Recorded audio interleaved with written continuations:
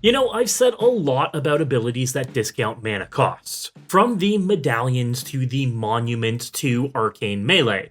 These might as well be mana rocks if you're only casting one spell per turn. However, when you start casting more than one spell a turn, cards like Acolyte of Bahamut, Baral Chief of Compliance, or Blood Funnel go from making you 1 to 2 mana to making you 2, 4, or 6 mana, which makes the new legends from Wilds of Eldraine, Will Scion of Peace and Rowan Scion of War, some of the best quote-unquote mana dorks we've ever seen. I say this because unlike some effects that may reduce the mana costs of the first spell you cast each turn, the twins here reduce the mana costs of each spell you cast this turn, provided it shares their colors. No free artifacts. This creates massive advantages for us if we're considering running either one as our commander, and makes for some really interesting deck build options. Let's take a look at our heroes. But first, be sure to check out my sponsors at Face to Face Games! With a massive selection of singles and sealed product, and shipping internationally, use the promo code MECHANIC to get 5% off of your purchases today. Perfect for getting your Wilds of Eldraine pre-orders in now. Now, let's look at Will Scion of Peace. This 3 mana 2/4 with Vigilance has a tap ability. When activated, all spells that are blue and or white cost X less to cast, where X is the amount of life we've gained this turn. Since we can only activate this as a sorcery, there's no using it to discount our counterspells. But it does give us a hefty discount on removal, card draw, and creatures. In order to get the most out of the life gain benefit, we should be packing the deck with effects that gain life, but don't cost mana to gain that life. Effects that trigger automatically, or when we take in-game actions, like playing a land, will gain us life and will eventually gain us mana. This way we can maximize our mana potential. If we have to pay 3 mana to gain 6 life, we're still up on our mana generation in the long run. But since Will only discounts the colorless mana, we don't want to be spending our colored mana to gain that life. That is what's going to be the major limiter in terms of how much we can cast in a single turn. How much colored mana can we produce? So, what do we want in this deck? Well, lifelinking creatures are a big plus.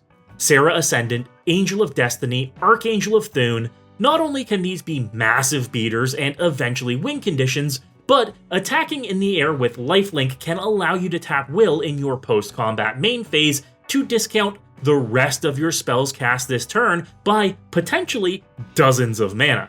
Heck, sticking a Shadow Spear on Will lets him attack, gain you life, and tap him in your post-combat main phase thanks to having Vigilance built in.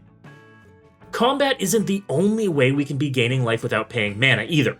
Simple effects like Ivory Tower, Ajani's Mantra, or Venser's Journal turn into massive engines of mana generation with Will on the battlefield. We can add in Alhammert's Archive into the mix to double up on our life gain effects, and therefore mana generation. But the other half of Alhammert's Archive, doubling our card draw, is how we try to win in this deck. If our life-linking flyers aren't threatening enough, we can turn into a Storm deck. There are plenty of cards that let us draw X cards, X being able to be discounted by Will's ability. Drown in Dreams, Pull from Tomorrow, Finale of Revelation, all costing us just 1 to 2 mana to draw potentially a dozen cards thanks to the deck's life gain. Ingenious Mastery, Mind Spring, Silver Scrutiny, all ways we can pay just a couple of mana and chain these cards together to draw the majority of our deck off of the back of one good attack. Now, we could continue to chain these spells together and win with an Aetherflux Reservoir, or we could draw enough cards to win with a Laboratory Maniac or Thassa's Oracle. Or we could win with classic Storm win cons like Brain Freeze too. The only real limiter is, of course, how much colored mana we can make, since that's all we really need to be spending on our spells. Just the white or blue mana costs. Now let's turn those tables and look at Will's angry sister, Rowan Scion of War. Rowan's also 3 mana but in black and red, and a 4/2 with Menace.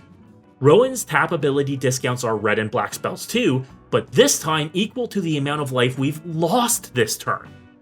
And this one is interesting.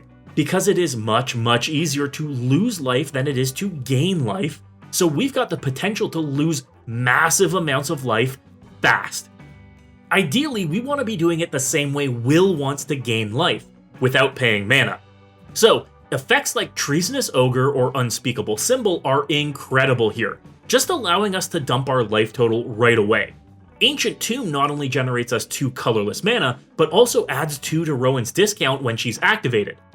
This also turns painful mana rocks like Mana Crypt and Mana Vault into repeated sources of mana generation. And board wipes like Fire Covenant turn into mana rituals that make us tons and tons of discounts for our future spells. Heck, Necropotence lets us dump our entire life total, whether we want to stock up our hand or whether we want to gear up to cast some big spells. And Massive doesn't begin to describe some of the game-ending spells we're looking to cast here.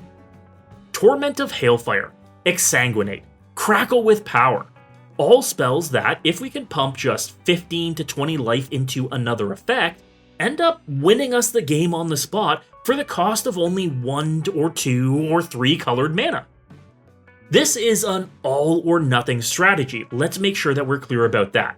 If we end up using all of our life and pump it into a single spell, and that spell gets countered or an opponent Teferi's protections, well, there's no recovering for us. We've spent our life total to dangerous levels with no ready-made way to recover. That's why you do want a few ways to regain life in the deck, like Exquisite Blood. This way you can at least get some attacks in and put a bit of a buffer on being just a swing away from pure misery. Both of these legends make for some really interesting decks and potentially some really strong brews too.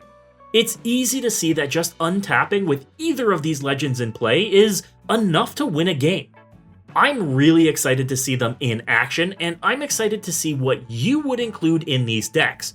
Make sure to drop a comment below with your must-have includes. And if you want to check out my brews, check out my profile linked at my sponsor, Moxfield. Moxfield is the best deck building platform in the world, and is updated immediately with the latest reveals from Wilds of Eldraine. Click the link in the description to see my profile and make sure to follow me there. Also, be sure to check out these other brews too. If you were inspired to build a deck today, you have to hit that subscribe button. And of course, as always folks, good luck and have fun.